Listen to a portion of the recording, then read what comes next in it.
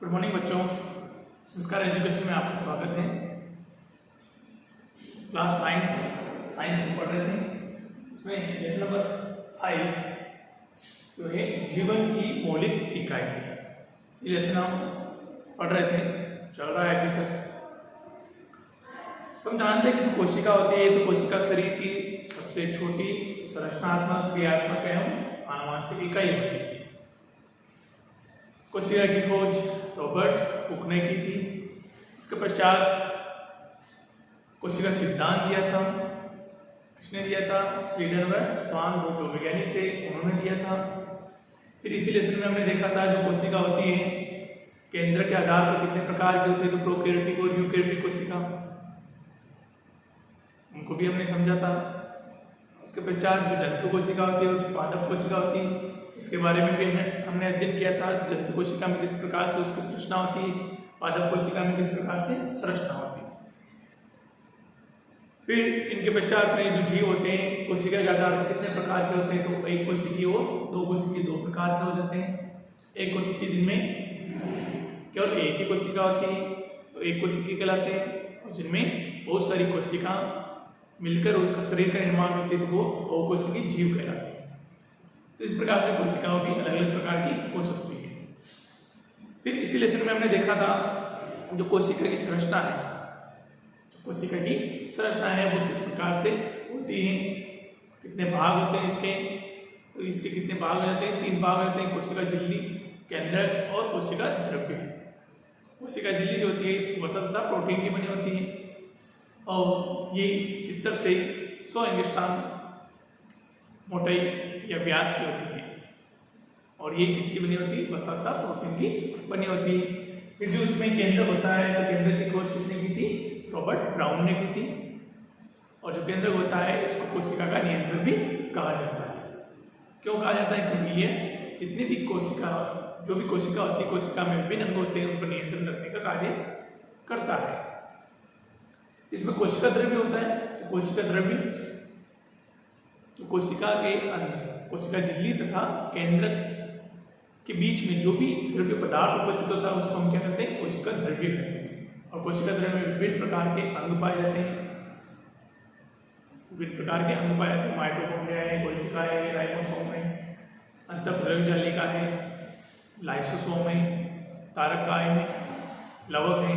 तो ये विभिन्न प्रकार के कोशिका अंग कहाँ पे पाए जाते हैं? कोशिका द्रव्य में। अब उसी से इस लेसन में आगे की ओर हम चलते हैं तो कोशिकांग के बारे में, कोशिका के अंग या कोशिकांग के बारे में आज अध्ययन करेंगे। जो भी कोशिका होती है उस कोशिका में कौन कौन से अंग होते हैं, उनका कार्य क्या हो सकता है, तो उनके बारे में आज हम अध्ययन करेंगे। तो आपकी जो नोटबुक है वो नोटबुक निकाल लीजिएगा और कोशिका के अंगों के बारे में आज अध्ययन करेंगे।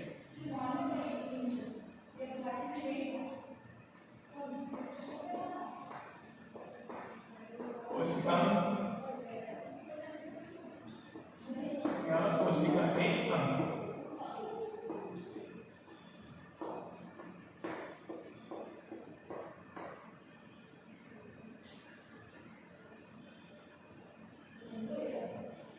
सेल ऑर्गेन्स,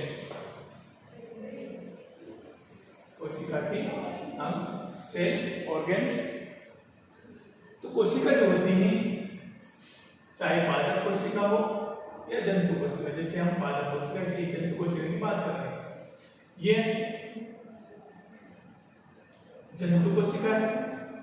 जंतु कोशिका में कोशिका झिल्ली पाई जाती है, इसका आंसर पहचान सकते हैं कि जंतु कोशिका है। बीच में ये क्या है? केंद्र, तो इसको हम केंद्र कहते हैं। और ये है कोशिका झिल्ली, कोशिका झिल्ली। अब कोशिका झिल्ली तथा केंद्र झिल्ली या केंद्र के बीच उपस्थित द्रव्य पदार्थ को नाम दिया जाता है कोशिका द्रव्य कहते हैं। और इसी में विभिन्न प्रकार के कोशिका के अंग पाए जाते हैं, जैसे कि माइटोकॉन्ड्रिया हो सकता है, तारकाएं हो सकता है, गोल्जिकाएं हो सकता है, फिर उसी में एंडोप्लाज्मिक रेटिकुलम, जिसे हम जालिका कह सकते हैं, ये हो सकती है, लाइसोसोम हो सकते हैं, रिक्तिकाएं हो सकती है, और राइबोसोम जो छोटे कणों के रूप में उपस्थित होते हैं वो हो सकते हैं। तो विभिन्न प्रकार के इसके अंदर अंग पाए जाते हैं, कोशिका के अंदर की ओर अंग पाए जाते हैं, उन्हीं को हम क्या कर सकते हैं, कोशिकांग कर सकते हैं। तो कौन कौन से हैं वो कोशिकांग? माइटोकॉन्ड्रिया, माइटोकॉन्ड्रिया,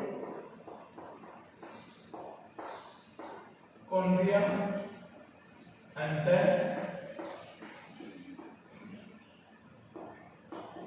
प्रद्रवी जालिका,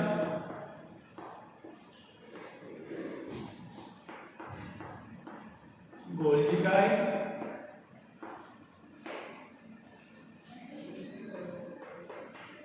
लाइसोसोम,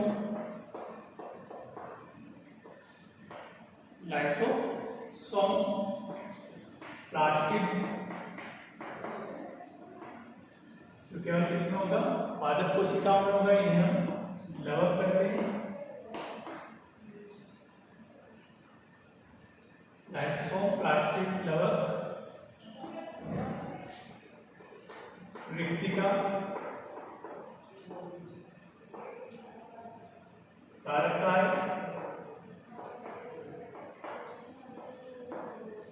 रिक्तिका, तारकाय और राइबोसोम।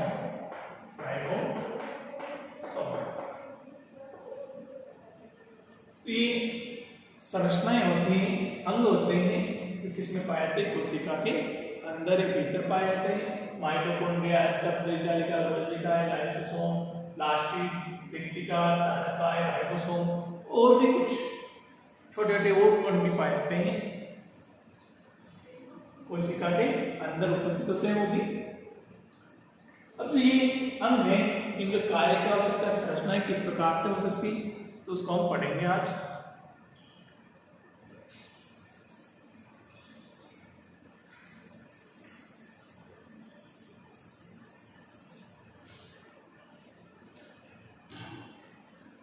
माइटोकॉन्ड्रिया फर्स्ट वर्तन हम ले रहे हैं। ओके, माइटोकॉन्ड्रिया,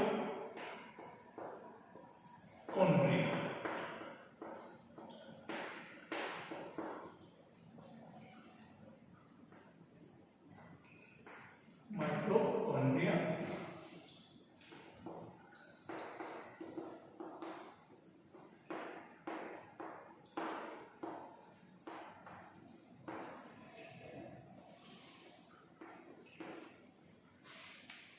प्रत्येक जीव है, चाहे जंतु हो या पादप हो,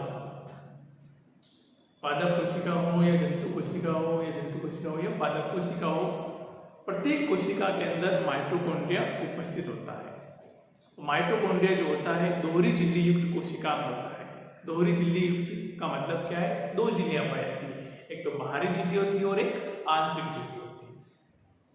अनेक सारे ऐसे अंग हैं कोशिका के जिनमें दोहरी झिल्ली युक्त कोशिका होती है, जैसे एक है प्लास्टिड है, लवक है, वो भी दोहरी झिल्ली युक्त कोशिका होता है। और साथ ही साथ जो माइटोकॉन्ड्रिया भी होता है तो वो भी क्या होता है, दोहरी झिल्ली युक्त कोशिका होती है।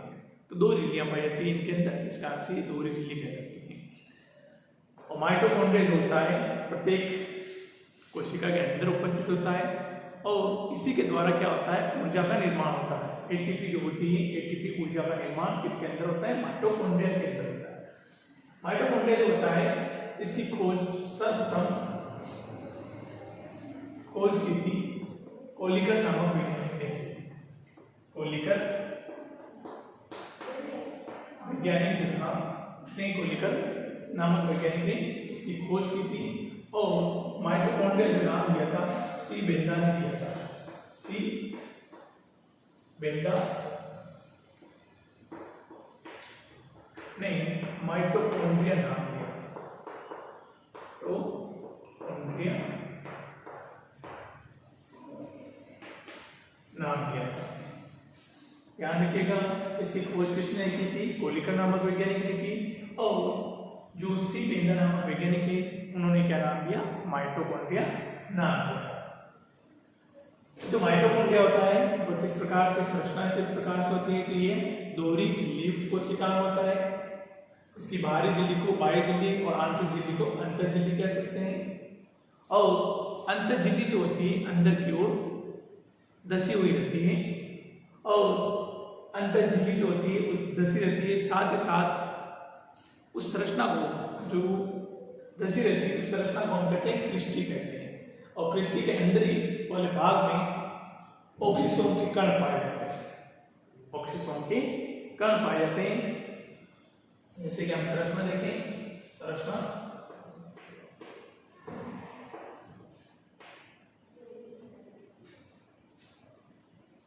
साथ से साथ आप बनाते हैं, डायग्राम बना रहे हैं उसको।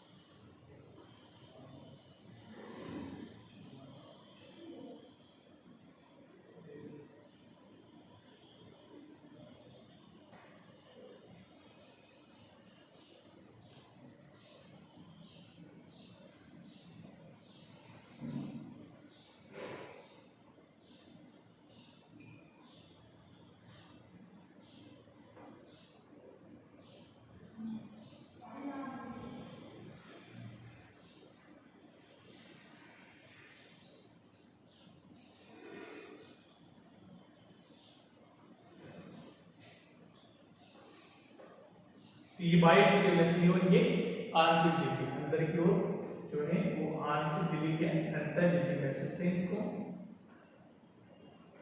और जिस पर ये उभार पाए जाते हैं और इन भागों को उभारों को क्या कहते हैं, क्रिस्टी कहते हैं।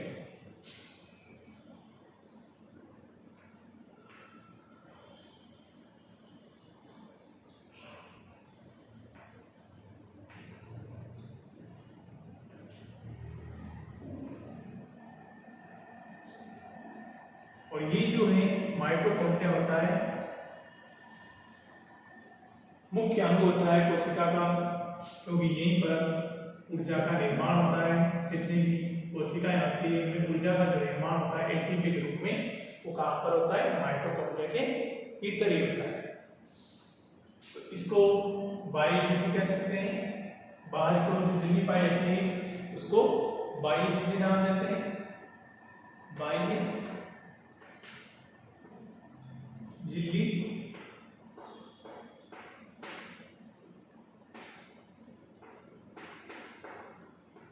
बाह्य झिल्ली। अंदर की ओर जो झिल्ली है उसको अंतर झिल्ली कह सकते हैं। अंतर या आंतरिक झिल्ली, अंतर झिल्ली।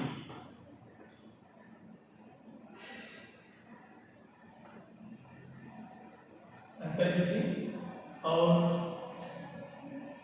इस अंतर झिल्ली को क्या कहते हैं, क्रिस्टी कहते हैं। जो उभार दिखाई दे रहे हैं इनको नाम क्या दिया जाता है, क्रिस्टी।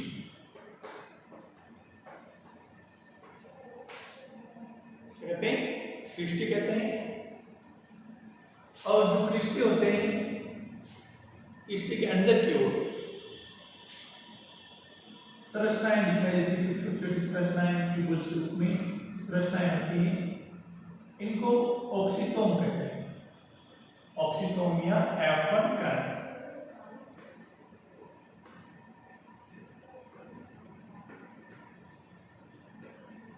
ये जो संरचनाएं हैं ये क्या कहलाती है, ऑक्सीसोम या F1 कण इनको कहते हैं।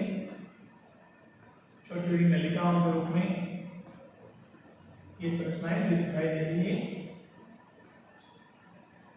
पूरे माइटोकॉन्ड्रिया की क्रिस्टी वाले जो भाग होता है उसके आंतरिक सतह पर ये उपस्थित होते हैं।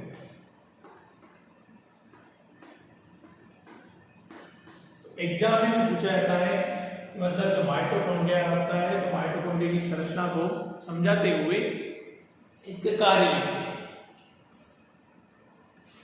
और इसके अंदर जो क्रिस्टी होता है तो क्रिस्टी के अंदर की राइबोसोम के कण पाए जाते हैं और साथ ही साथ इसमें डीएनए उपस्थित होता है। राइबोसोम के कण और डीएनए।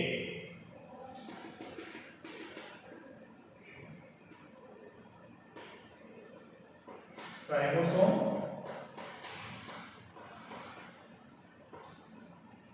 व DNA.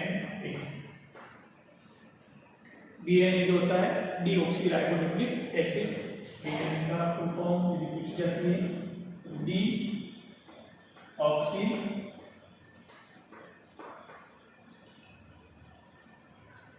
Ribo nucleic acid. Deoxyribonucleic acid किसका रूप है, पूरा रूप है डीएनए का। डीऑक्सीराइबोन्यूक्लिक एसिड जो होता है वह भी इसमें पाया जाता है। तो राइबोसोम व डीएनए जो होते हैं इसके अंदर उपस्थित होते हैं। ये माइटोकॉन्ड्रिया की संरचना है एक प्रकार से माइटोकॉन्ड्रिया।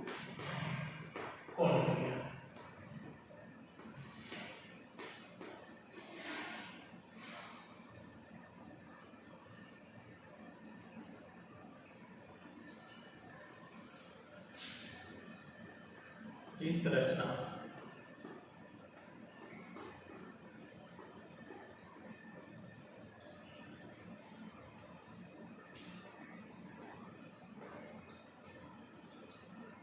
तो संरचना को समझ लीजिए एक बार होगा।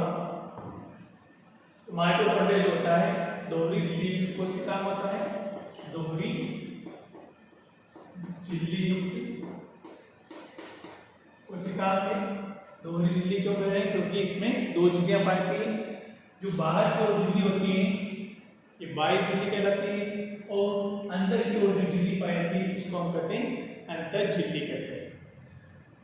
बाह्य की ओर अंतर झिल्ली। अंतर झिल्ली होती है तो उसमें उबार पाया जाता है और उन्हीं उबारों का नाम क्या दिया जाता है, क्रिस्टी कहते हैं। क्या कहते हैं, क्रिस्टी कहते हैं।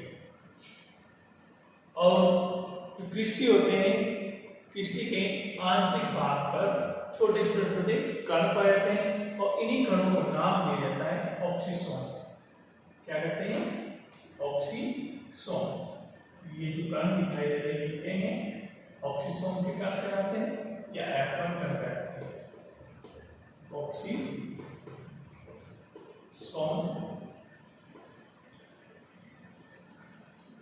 के कण, ऑक्सीसोम के कण या F1 कण भी कह सकते हैं इनको। F1 कण के नाम से इनको जाना जाता है।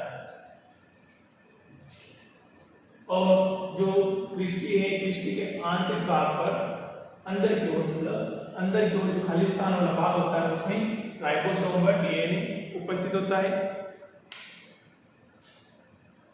राइबोसोम का डीएनए उपस्थित होता है। राइबोसोम जो होता है वह इसमें प्रोटीन का निर्माण करने का कार्य करता है और डीएनए जो होता है एक प्रकार से अनुवांशिक पदार्थ उपस्थित होता है इसके अंदर ही।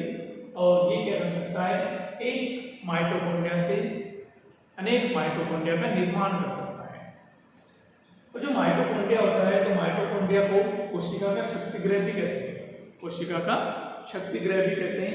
क्यों कहते हैं, क्योंकि माइटोकॉन्ड्रिया जो होता है माइटोकॉन्ड्रिया में एटीपी के रूप में ऊर्जा का निर्माण होता है। एटीपी के रूप में ऊर्जा का निर्माण होता है। प्रत्येक जीव होता है उस जीव में कोशिका के अंदर जो ऊर्जा का निर्माण हो रहा है तो वो कहाँ पर होता है, माइटोकॉन्ड्रिया के अंदर।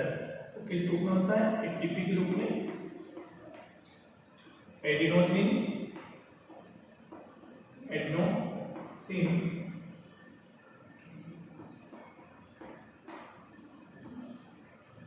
Try phosphate, adenosine try phosphate के रूप में ऊर्जा का निर्माण होता है। इस कारण से इसको क्या कहते हैं, कोशिका का शक्तिगृह कहते हैं। तो ये माइटोकॉन्ड्रिया की संरचना है। संरचना ध्यान रखेगी। इस प्रकार से क्या होता है इसके अंदर, तो दो झिल्ली कोशिका में बाह्य झिल्ली और आंतरिक झिल्ली, आंतरिक झिल्ली पर बार बार कहते हैं क्रिस्टी कहते हैं, और क्रिस्टी के अंदर ही ऑक्सीसोम के कण होते हैं। साथ ही साथ इसमें तो स्वयं का राइबोसोम पर डीएनए उपस्थित होता है। इस कारण से ये क्या कर सकता है, अपनी जो संख्या है उसमें बढ़ोतरी कर सकता है, स्वयं का निर्माण कर सकता है, प्रतिकृति कर सकता है डीएनए के कारण से। साथ साथ राइबोसोम होते हैं वो प्रोटीन का निर्माण करते हैं इसके अंदर। अब कार्य क्या है, कार्य माइटोकॉन्ड्रिया के कार्य, तो इसको बना लिया होगा आपने नोटबुक में।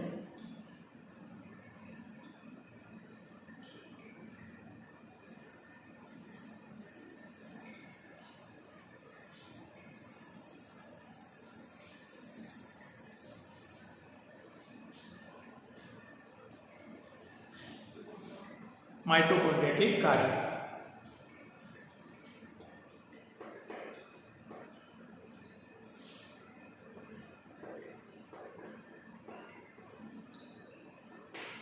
माइटोकॉन्ड्रिया जो होता है इसके द्वारा जितने भी पदार्थ होते हैं कोशिका के अंदर, विभिन्न पदार्थों का ऑक्सीकरण किया जाता है, चाहे कार्बोहाइड्रेट हो, वसा हो या प्रोटीन या अन्य कोई भी पदार्थ हो, तो उसका ऑक्सीकरण करने का कार्य किसका होता है, माइटोकॉन्ड्रिया का होता है।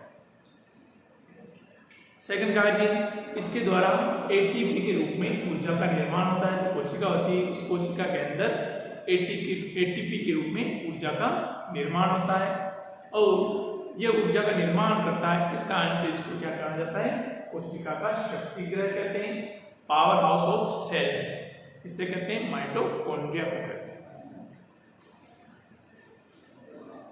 कार्य कौन से हो जाते हैं, कोशिका में उपस्थित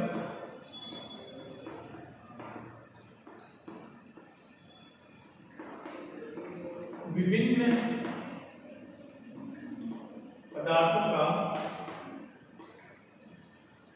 पदार्थों जैसे कि वसा है, प्रोटीन है,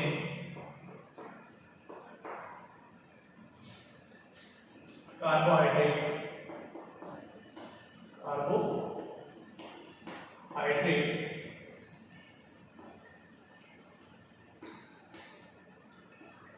का ऑक्सीकरण करना,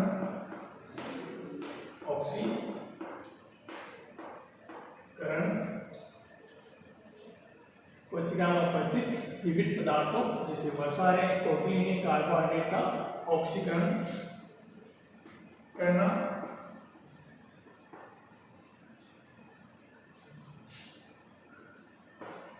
नेक्स्ट कार्य,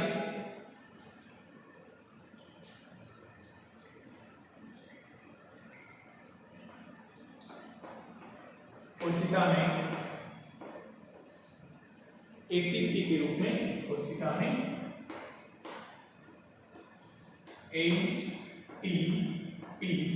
एटीपी फॉर्म एक बार और लिखना है, एडिनोसिन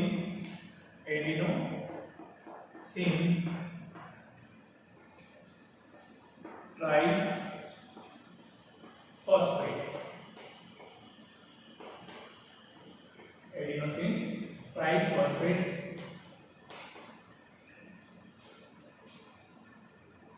के रूप में ऊर्जा का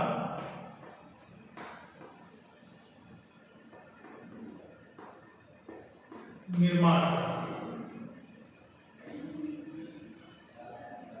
एटीपी के रूप में ऊर्जा का निर्माण करना, ये भी किसका कार्य होता है, कोशिका में उपस्थित माइटोकॉन्ड्रिया का होता है। कोशिका में एटीपी एडिनोसिन ट्राइफॉस्फेट के रूप में ऊर्जा का निर्माण करना, और इसे हम क्या कहते हैं, कोशिका का शक्ति गृह कहते हैं।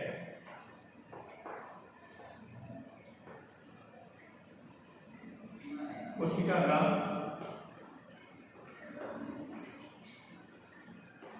शक्ति गृह या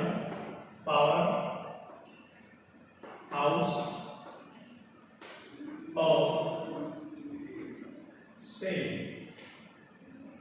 पावर हाउस ऑफ सेल कोशिका का शक्ति गृह माइटोकॉन्ड्रिया को कहते हैं। Mitochondria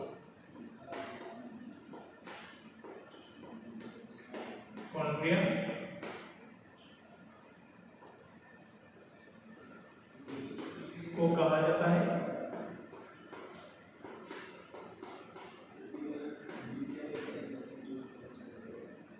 power house of sales, किससे कहा जाता है? माइटोकॉन्ड्रिया को कहा जाता है। क्यों कहा जाता है ये पूछा जाता है, तो आप क्या जवाब दोगे? इसका आंसर क्या दोगे? क्योंकि यह एडिनोसिन ट्राइफॉस्फेट ग्रुप में या एटीपी के रूप में ऊर्जा का निर्माण करने का कार्य करता है। इस कारण से इसे हम क्या कहते हैं? The power house of cell, कोशिका का शक्ति गृह, यहाँ शक्ति गृह कहते हैं। ये माइटोकॉन्ड्रिया है। तो माइटोकॉन्ड्रिया की संरचना किस प्रकार से होती, इसकी खोज किस वैज्ञानिक ने की थी, वह इसके कार्य कौन से हो जाते हैं? तो ये कार्य होते हैं कोशिका में उपस्थित विभिन्न पदार्थों का ऑक्सीकरण करना, कोशिका में उपस्थित जो भी पदार्थ का ऑक्सीकरण करना, तो कोशिका में एटीपी के रूप में ऊर्जा का निर्माण करना, और इसी को हम क्या कहते हैं? कोशिका का शक्ति गृह भी कहते हैं।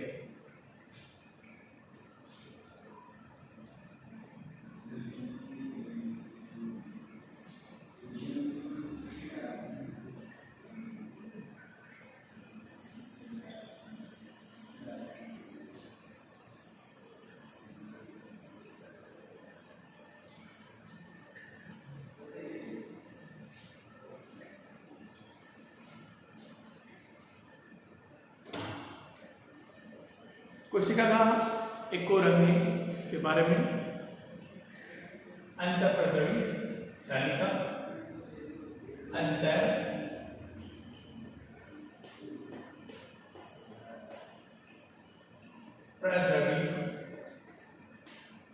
अंतःप्रद्रवी जालिका।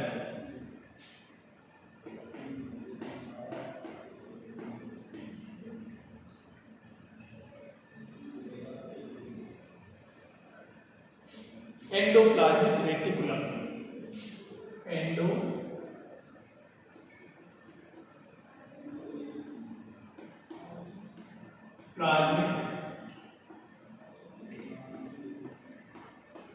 रेटिकुलम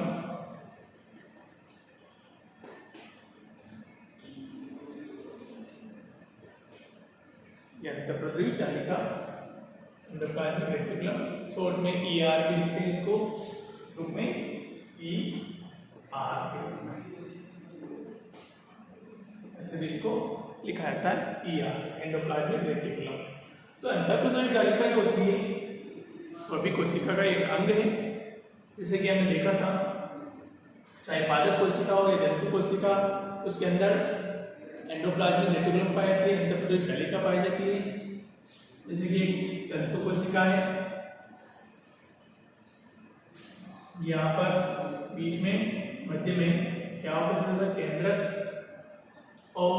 केंद्रक और कोशिका झिल्ली जो होती है उसके बीच में या मध्य में इस प्रकार की संरचनाएं उपस्थित होती हैं। इस प्रकार की जो संरचनाएं हैं, कंकाल के रूप में जो संरचना है वही क्या कहलाती है? एंडोप्लाज्मिक रेटिकुलम कहलाती है या अंतःप्रद्रवी जालिका कहलाती है। अंतःप्रद्रवी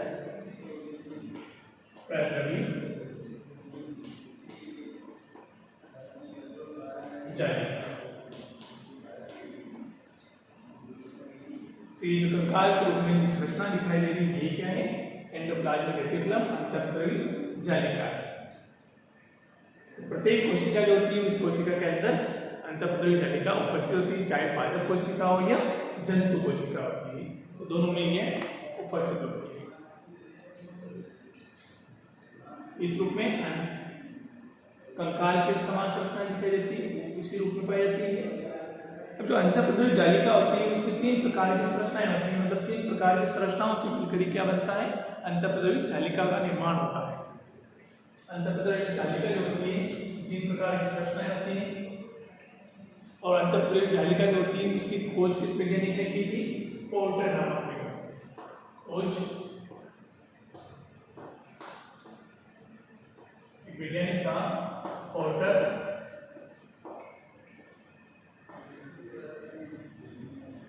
नामक वैज्ञानिक ने अंतःप्रद्रवी जालिका की खोज की थी। और अंतःप्रद्रवी जालिका जो होती है उसमें 3 प्रकार की संरचनाएं होती हैं। कौन कौन सी संरचनाएं हैं? सिस्टर्नी, वेसिकल्स और ट्यूबुल्स। सिस्टर्नी, वेसिकल और ट्यूबुल्स मतलब कुंडिकाएं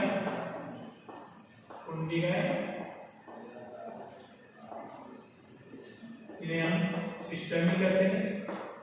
सिस्टर्नी,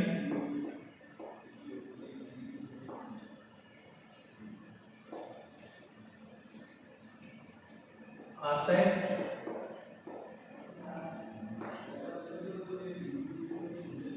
या वेसिकल्स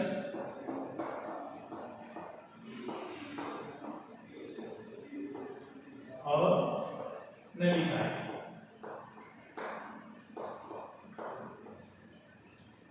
इन्हें ट्यूबुल्स ठीक है, इसमें ट्यूबुल्स हो जाता है इसका। तो जो अंतःप्रद्रवी जालिका होती है किन किन संरचनाओं से मिलकर बनती है पूछा जाता है। एक तो होती है कुंडिकाएं, सिस्टर्नी, आशय जिन्हें वेसिकल्स भी कह सकते हैं, और नलिकाएं जिन्हें ट्यूबुल्स भी कह सकते हैं। सिस्टर्नी, वेसिकल्स और ट्यूबुल्स, इन तीनों संरचनाओं से मिलकर किसका निर्माण होता है? अंतःप्रद्रवी जालिका का निर्माण होता है।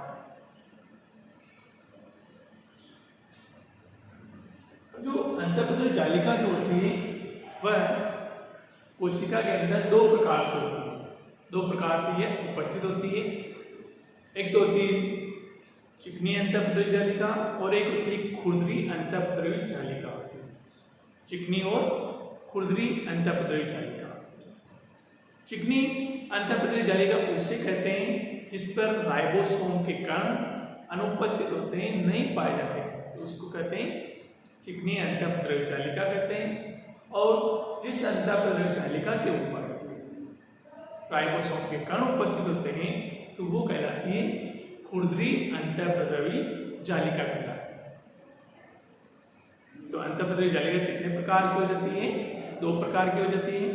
एक तो चिकनी अंतःप्रद्रवी जालिका और दूसरी होती है खुरदरी अंतःप्रद्रवी जालिका। और ये किससे मिलकर बनती है अंतःप्रद्रवी जालिका? 3 प्रकार की संरचनाएं होती है, कुंडिकाएं, आशय और नलिका। ये भी ध्यान रखिए।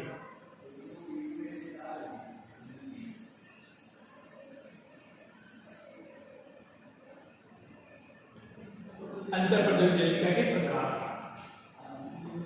अंतःप्रद्रवी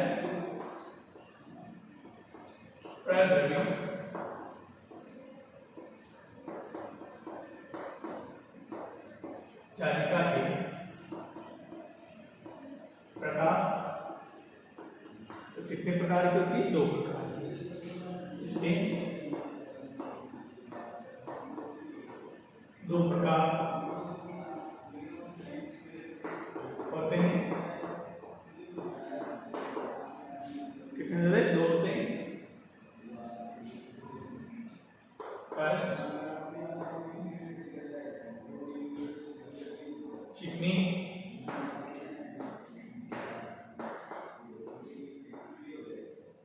अंतःप्रद्रवी जालिका। चिकनी अंतःप्रद्रवी जालिका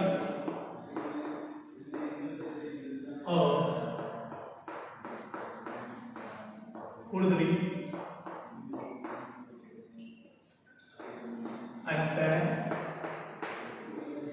अंतःप्रद्रवी जालिका। चिकनी अंतःप्रद्रवी जालिका और दूसरी है खुरदरी अंतःप्रद्रवी जालिका। चिकनी को स्मूथ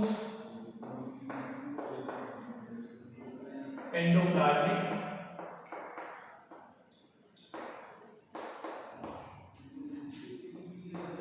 रेटिकुलम कहते हैं। स्मूथ है रेटिकुलम, और खुंदरी जो होती है उसको रफ एंडोप्लाज्मिक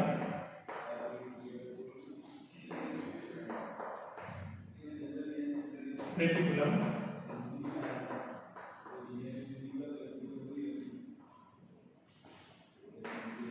कहते हैं। खुंदरी और चिकनी अंतःपद्रव्य जालिका दो प्रकार की होती है। अब देखिए जो चिकनी अंतःपद्रव्य जालिका होती है वो किसे क्या होती है, और खुंदरी अंतःपद्रव्य जालिका होती है वो क्या होती है। तो चिकनी अंतःपद्रव्य जालिका किसे कहते हैं? वह अंतःपद्रव्य जालिका जिसके ऊपर राइबोसोम के कण अनुपस्थित होते हैं, तो वो क्या कहलाती है? चिकनी अंतःपद्रव्य जालिका कहलाती है। तब इसके ऊपर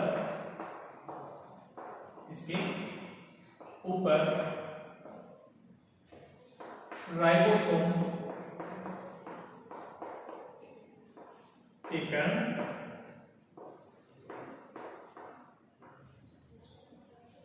अनुपस्थित होते हैं। राइबोसोम के जो कण होते हैं वो इस पर नहीं पाए जाते हैं या अनुपस्थित होते हैं, इसलिए ये क्या कहलाती है? चिकनी अंतःपद्रव्य जालिका कहलाती है।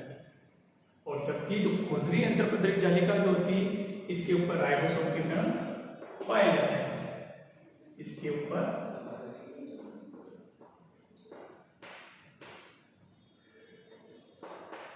राइबोसोम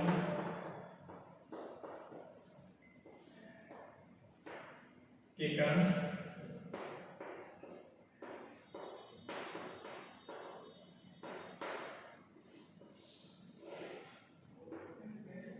उपस्थित होते हैं। राइबोसोम के कण उपस्थित होते हैं, जबकि चिकनी अंतःपद्रव्य जालिका के ऊपर राइबोसोम के कण अनुपस्थित होते हैं। और जो खुंदरी है, खुंदरी अंतःपद्रव्य जालिका के ऊपर राइबोसोम के कण पाए जाते हैं। तो ये मुख्य बात है, मतलब जो चिकनी होती है तो उस पर राइबोसोम के कण नहीं पाए जाते हैं, और उस पर खुंदरी पर राइबोसोम के कण पाए जाते हैं।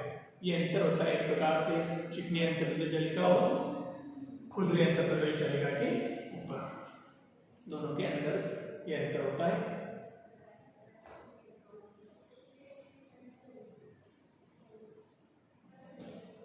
अब दोनों की हम संरचना बना लेते हैं, चिकनी अंतःपद्रव्य जालिका और खुंदरी अंतःपद्रव्य जालिका।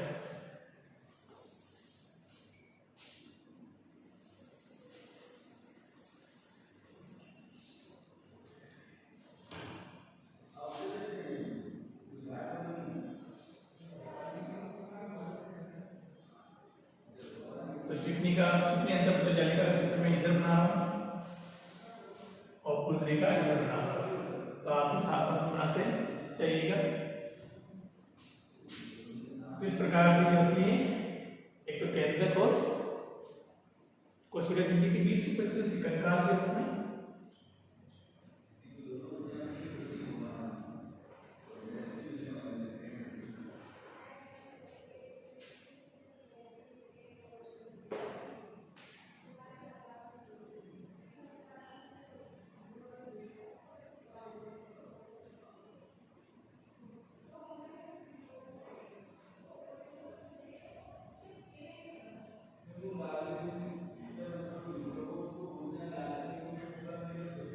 चित्र बनाने का तरीका भी ध्यान होना चाहिए। विज्ञान हम पढ़ रहे हो, मेन विज्ञान के अंदर क्या होना चाहिए?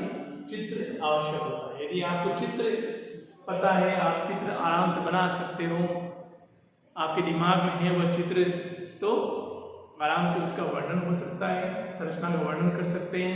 यदि आपको चित्र ही मालूम नहीं है तो उसका वर्णन भी हम नहीं कर सकते हैं। उसमें कौन कौन से पदार्थ, अंग के पार्ट होते हैं, तो उसको हम समझा नहीं सकते हैं और उसका वर्णन नहीं कर सकते।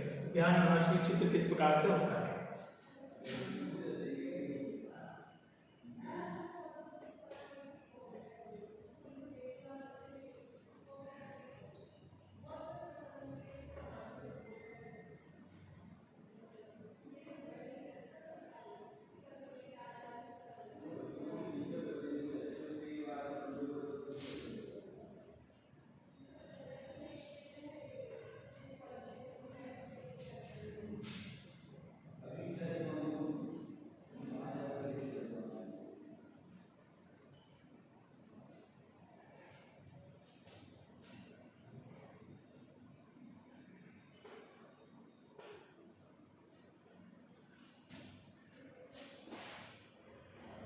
ये चिकनी अंतःपद्रव्य जालिका है और इस पर राइबोसोम के कण नहीं पाए जाते, जबकि खुरदरी अंतःपद्रव्य जालिका के ऊपर क्या पाए जाते हैं, राइबोसोम के कण पाए जाते हैं। तो वो मैं इधर बना रहा हूँ।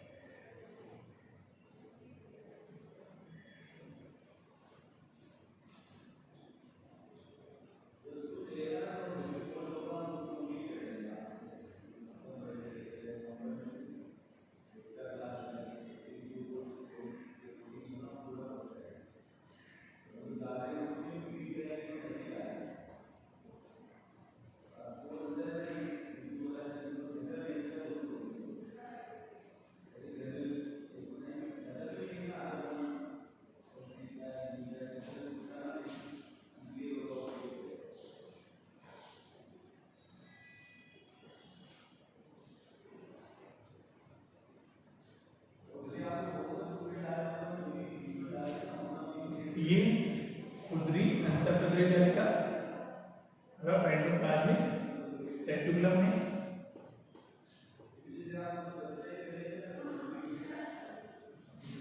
खुरदरी अंतःपद्रव्य जालिका जिसे कहते हैं, वह अंतःपद्रव्य जालिका जिसके ऊपर राइबोसोम के कण पाए जाते हैं। तो इसके ऊपर क्या पाए जाते हैं, राइबोसोम के कण उपस्थित होते हैं। छोटे जो कण होते हैं ये इस अंतःपद्रव्य जालिका के ऊपर बिंदुओं के रूप में उपस्थित होते हैं।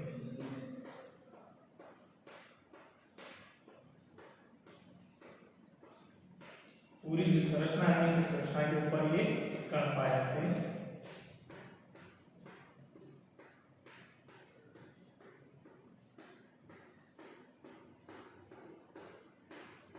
इन्हीं कणों को हम क्या कहते हैं, राइबोसोम कहते हैं।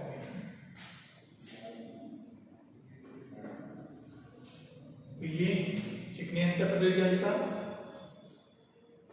एसिया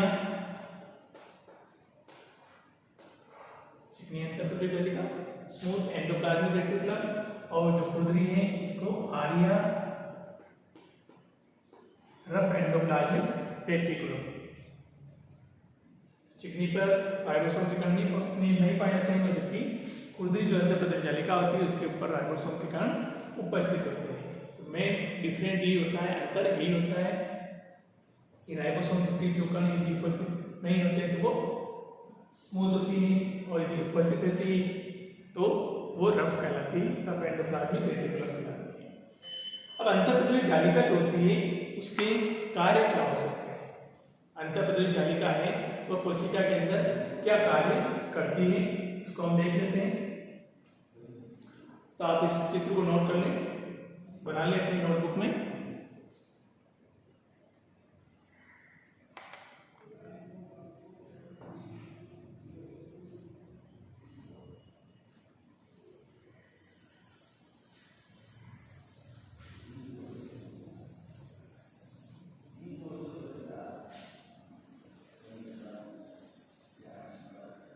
अंतःपद्रव्य जालिका के कार्य, अंतःपद्रव्य जालिका के कार्य फंक्शन जो होते हैं, अंतःपद्रव्य जालिका के कार्य क्या हो सकते हैं।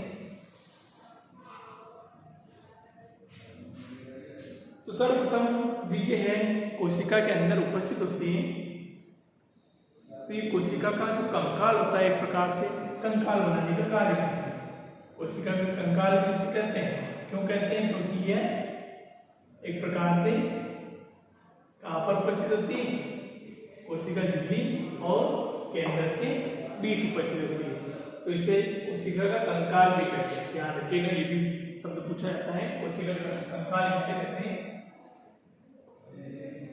तो इसे कोशिका का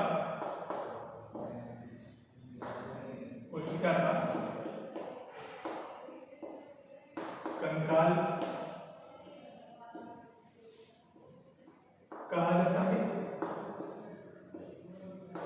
कोशिका का कंकाल कहा जाता है, क्यों, क्योंकि एक प्रकार से कंकाल का, कोशिका के अंदर जो कंकाल है उस कंकाल का निर्माण होता है।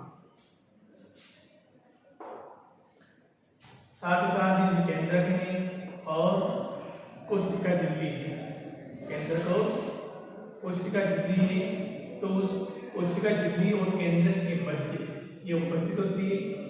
अर्थात जो पदार्थ होते हैं, जो कोई भी पदार्थ है, केंद्रक और कोशिका झिल्ली, उन दोनों के बीच पदार्थों का आवागमन करने का कार्य भी करती है। एक प्रकार से रोड का कार्य करती है, सड़क का कार्य करती है।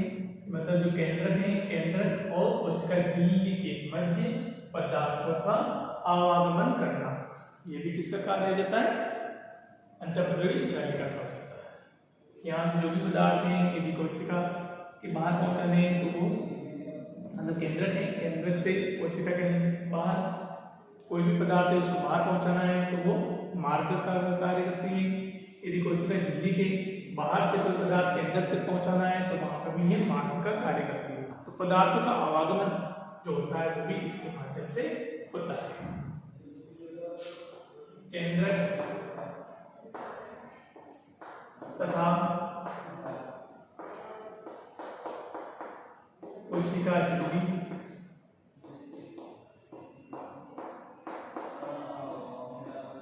के मध्य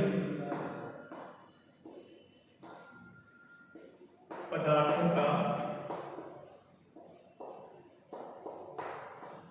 आवागमन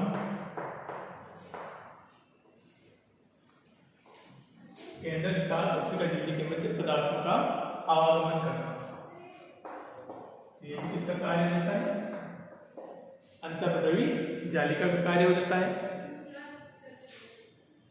नेक्स्ट, जो वसा और प्रोटीन है, उन वसा और प्रोटीन का संश्लेषण करना भी किसका कार्य हो जाता है? एंडोप्लाज्मिक रेटिकुलम का हो जाता है, अंतःपद्रव्य जालिका का हो जाता है। जो वसा होती है तो वसा का संग्रहण करना या संश्लेषण करना वो किसका कार्य होता है? एंडोप्लाज्मिक रेटिकुलम का हो जाता है। प्रोटीन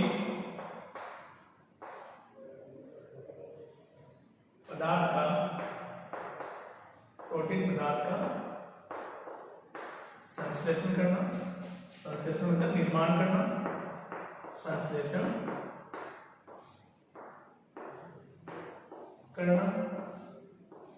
मुख्यतः जो प्रोटीन का निर्माण करता है वो कौन करते हैं? राइबोसोम करते हैं।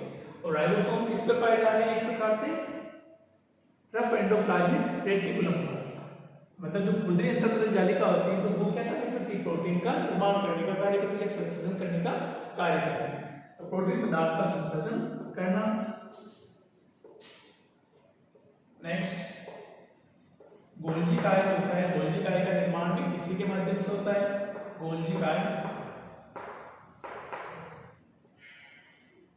का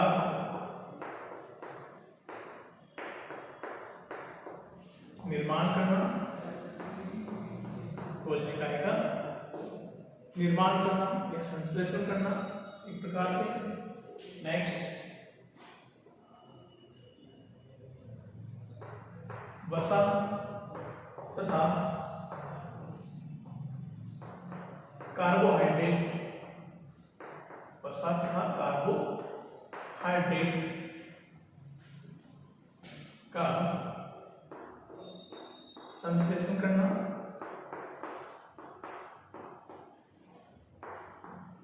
वसा तथा कार्बोहाइड्रेट का संश्लेषण करना।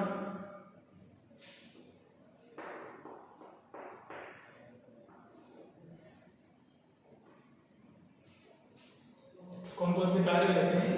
मतलब अंतःपद्रव्य जालिका के कार्य कौन से होते हैं? तो इसे कोशिका का कंकाल कहा जाता है। क्यों कहा जाता है? क्योंकि एक प्रकार से कंकाल का निर्माण होती है कोशिका के अंदर। यह केंद्र तथा कोशिका झिल्ली के मध्य जो पदार्थ होते हैं, पदार्थों का आवागमन करने का कार्य करती है, ट्रांसपोर्ट करने का कार्य करती है।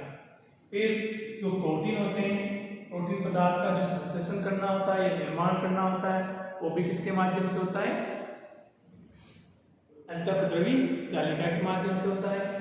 गोल्जिकाय जो होता है तो गोल्जिकाय का निर्माण करना वो भी किसके माध्यम से हो सकता है? अंतःपद्रव्य जालिका के माध्यम से हो सकता है। और वसा तथा जो कार्बोहाइड्रेट होता है तो वसा तथा कार्बोहाइड्रेट का संश्लेषण भी या निर्माण भी किसके माध्यम से होता है?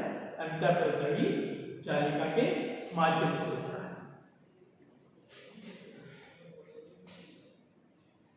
तो ये माइटोकॉन्ड्रिया और अंतःपदल जालिका की हमने संरचना देखी, इसको भी आप नोट कर लें।